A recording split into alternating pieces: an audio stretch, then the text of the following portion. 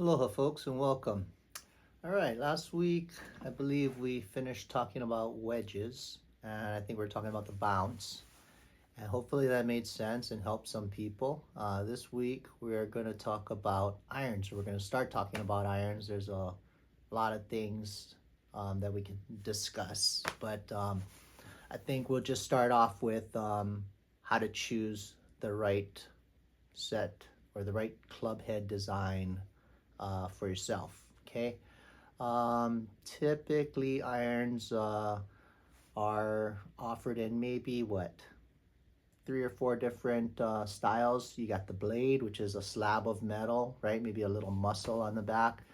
You've got the cavity back, or the maybe the forged cavity back, similar to a blade, made of the same material, about the same profile, but it has some perimeter weighting to it. Then you've got the Players Forgiving Club, which is more like a stainless steel mid-sized, or sometimes it's forged too, mid-sized iron that has perimeter weighting on it, a lower center of gravity, little lower center of gravity, minimal offset. And then you usually get into the oversized perimeter weighted club, more offset, more weight on the bottom and back. That club is to help you hit it higher and straighter, help the ball to turn over a little more, because most people that are looking for a game improvement club are fighting a ball that cuts. And then so on and so forth, the mid-size Players Forgiving Club has minimal offset, but it has a little bit of perimeter weighting, a little bit of weight on the bottom and behind, to help make the club more forgiving. Then you've got the perimeter weighted blade, or forged club. That is just to offer a little bit of forgiveness for someone that is a very good ball striker. And then you got the blade for someone who just wants to work the ball. They don't have a problem finding the center of the club face, and they want to be able to make the ball do whatever it is that they so desire.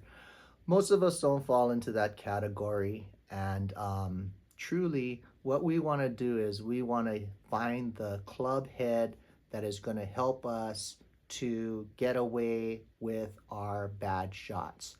And most of us, if we're honest with ourselves, will admit that more times than not, our shots don't come off the way we have intended them to. And so we are looking for a more forgiving club. I would say, I don't know what percentage, but a high percentage of players really should get into the game improvement club. Even a better player that maybe is aging or doesn't practice as much anymore could utilize that club, because at the end of the day, we want to try to hit the ball as high and as far as we can, while still not maximizing our our effort.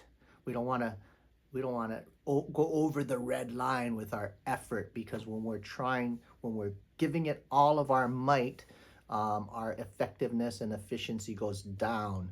So we want to be able to comfortably get the ball high and with as much speed as we can, and get it out there so that it can land softer. We don't have to swing a longer iron into the for our approach into the green, because the shorter the iron is, the easier it is for us to control, the closer we can get the ball to the hole.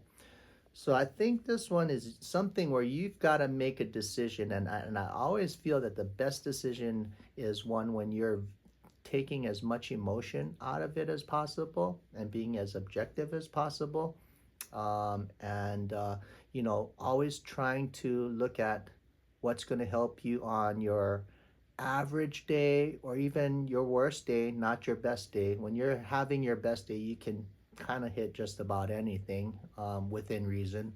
So yeah, make your plans that way. Find the right club head, find the right shaft, the right weight, and find something that can help you every day. And again, try to remove ego from that decision, and try to remain very objective, open, and honest with yourself, and choose a club that's going to serve you and suit you best. every day of the week. Okay.